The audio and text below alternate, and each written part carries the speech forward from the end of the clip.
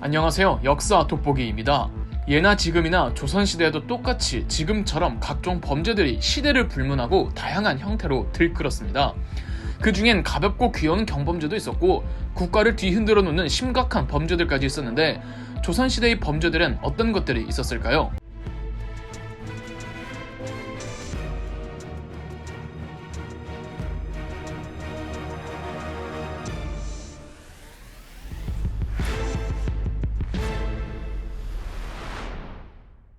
가벼운 경범죄부터 시작해볼까요? 첫 번째로 소개해드릴 범죄는 소매치기입니다. 하기사 견물생심이라고 소매치기는 어떻게 보면 인간의 본능에 가까운 범죄라고도 할 수 있겠는데 조선시대에는 소매치기 범을 표낭도라고 불렀습니다. 당연한 말이겠지만 표낭도들은 인파가 많은 시장 근처에 많았고 조직적으로 팀을 꾸려서 소매치기를 하는 경우가 많았다고 합니다. 그냥 손을 몰래 집어넣어 슬쩍 하기도 하지만 아예 칼로 상대방의 주머니를 찢어서 물건을 가져가기도 했답니다. 상업이 발달하는 조선 후기에 표낭도의 소매치기 범죄 건수가 급격하게 올라가고 막 문호를 개방한 개화기 때와 일제강점기 때는 훨씬 더 많아진다고 합니다. 동아일보에 의하면 1920년 한 해에만 신고된 소매치기 건수가 333건이라고 합니다. 가장 많이 소매치기가 이루어진 곳이 지금은 운행을 안 하지만 일제강점기 때는 정말 많이들 이용했던 전차, 그 다음이 정거장, 3위가 어두운 극장이었다고 합니다. 범죄의 수위를 올려볼까요? 조선시대에도 위조화폐가 횡행했던 시절이 있었습니다. 화폐를 위조하려면 일단 화폐가 있어야겠죠. 조선 후기나 되어서야 이른바 상평통보라는 화폐가 본격적으로 발행되지 그 이전에는 정부 차원에서 화폐를 유통시키려다가 다 실패합니다. 상업이 발달하지 않으면 화폐가 될 수 없잖아요. 상평통보는 1633년 인조 때 처음 제작되었으나 1678년 숙종 때가 되어서야 전국에 유통되기 시작합니다. 조선 정부도 화폐 유통 경험이 없으니 화폐 관리 실력이 대단히 허술했습니다. 화폐 주조를 전담하는 관청이 없었고 그냥 필요한 관아에서 조정의 허락만 떨어지면 마음대로 찍어냈습니다. 나중에는 조정의 허락도 없이 그냥 막 찍어냅니다. 무엇보다 만들기가 쉬우니 민가에서도 상평통보를 그냥 위조해댔습니다. 지금처럼 화폐 위조한 게 마냥 어렵지만은 않았습니다.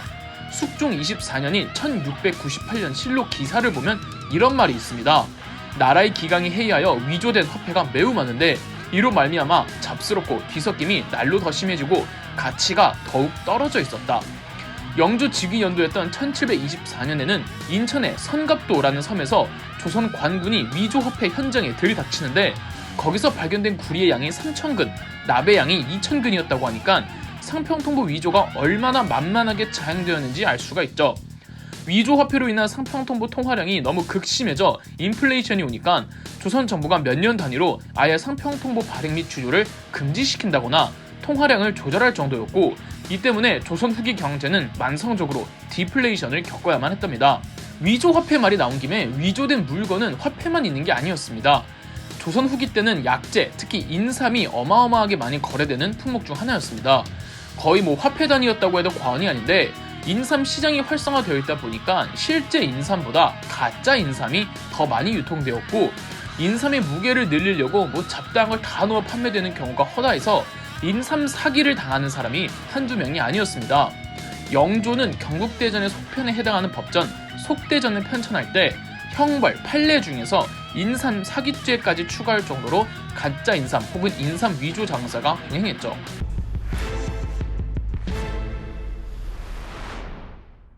다음 소개해드릴 범죄 역시 현재 우리나라에서 아직까지도 일어나고 있는 어쩌면 인류 역사상 사라지지 않을 범죄 입시 부정행위입니다. 조선시대의 입시를 과거라고 부르죠. 조선시대는 특히 과거가 출세의 유일한 창구였기 때문에 오늘날의 국가고시나 수능보다도 더 무게가 컸고 그만큼 많은 사람들이 과거에 목숨을 걸었습니다. 그랬기 때문에 더 부정행위가 만연해 있었습니다. 조선 후기 과거 제도가 조금씩 문란해질 땐 더 심했고요. 과거 시험장 안에 책 몇 장 몰래 찢어서 옷 속에 숨겨 놓았다거나 감독관 안 볼 때 몰래 컨닝하는 건 애교죠. 어떤 사람들은 의뢰인한테 돈을 받아 대신 과거 시험지를 작성해주는 사람이 있었는데 이런 사람들을 전문용어로 거벽이라고 불렀습니다. 이 거벽들은 주로 누가 얼마나 더 돈을 많이 주느냐에 따라 1등 시험지와 2등 시험지를 따로 작성했다고 합니다. 오늘날의 수능으로 비유하자면 돈을 더 많이 주는 사람이 더 고득점을 받을 수 있도록 해주고 돈을 덜 낸 사람은 그것보다 성적이 안 나오도록 일부러 틀려주었다는 거죠. 사실 이런 류의 범죄는 지능형 범죄로 웬만큼 똑똑하지 않고서는 하기도 힘든 범죄죠. 과거 시험의 부정행위는 하나의 팀을 꾸려서 각자 역할을 분담하는 조직적인 부정행위도 있었습니다. 조선은 과거를 신성시 여겼기 때문에 이런 부정행위가 적발되면 중죄로 다스렸습니다. 다만 조선 후기 때에 이르면 아무도 관심과 신경을 쓰지 않죠. 여태까지는 개인적인 범죄였고 조선시대에도 조직 폭력배들은 없었을까요? 여러분, 검계라고 들어보셨나요? 사극에서 심심치 않게 등장하는 조직인데 조선시대 살인자들로 구성된 비밀 조직입니다. 이들이 단순한 암살 조직이나 껄렁껄렁한 조폭들이 아니라 일종의 마피아, 야쿠자 같은 정치기와도 연루된 굉장히 큰 지하 조직이었습니다. 워낙에 지하 조직이라 기록이 그렇게 많지는 않은데 조선 후기 때 극성을 부렸던 것으로 보입니다. 보통 중인이나 양반의 서얼 등 실력 있는데 출세가 되지 못해 사회적 신분이 어정쩡한 사람들로 구성되어 있으며 창포검이라는 검을 늘 차고 다녔다고 합니다. 왜 무협 영화 보면 제아의 고수들이 들고 다니는 그 조악한 검 있잖아요. 그 검을 창포검이라고 합니다. 덩치는 다들 크고 옷은 허름하고 이런 창포검을 늘 들고 다니고 삿갓으로 얼굴을 푹 눌러 가리고 다녔다고 합니다. 이들은 돈만 받으면 암살, 납치, 협박, 유각 관리 등 가리는 일이 없었다고 합니다. 무과에 급제한 젊은 장교들을 암살할 정도로 날렵하고 무예에 출중했습니다. 영조시대엔 훈련대장을 암살하러까지 왔다고 하니 이놈들이 얼마나 겁대가리가 없고 스케일이 크신지 아시겠죠? 숙종이나 영조 같은 군주는 대대적인 검계 색출 작업을 했으나 이 조직은 없어지지 않았습니다. 심지어 체포된 검계 일원들을 보면 한때 궁궐 경호원 출신들도 많았다고 합니다. 이 조직이 언제 생겨서 언제 사라졌는지는 알 수 없지만 일제강점기까지도 유지가 됩니다. 구한 말에는 동학의 잔당들과 연합하고 일제강점기 때는 친일파들 암살하고 다녔대요. 조직 폭력배까지는 아니지만 파라코라는 개념이 있습니다. 그냥 시장바닥 돌아다니면서 지나가는 행인 돈 뺏고 유각 들락날락하고 누구 패주고 뭐 이런 양아치들끼리 모여있는 일종의 폭력 서클이죠.